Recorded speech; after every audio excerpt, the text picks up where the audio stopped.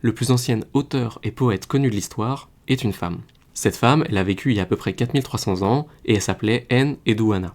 Enheduanna, c'est la fille de Sargon d'Akkad, le premier empereur connu de l'histoire. En fait, Sargon, c'est un Akkadien, et il a fait des conquêtes, dont notamment la région de Sumer. Et la région de Sumer en Mésopotamie, c'est le cœur économique, artistique, religieux de la région. Et pour s'assurer la fidélité de la région, Sargon nomme sa fille grande prêtresse de Nana, divinité de la lune, et c'est le plus haut poste dans le clergé sumérien. Elle devient un peu la papesse des Sumériens. Et donc Enheduanna, en tant que grande prêtresse, elle écrit des hymnes religieux. Et chose rare, on connaît 3 textes qui lui sont attribués.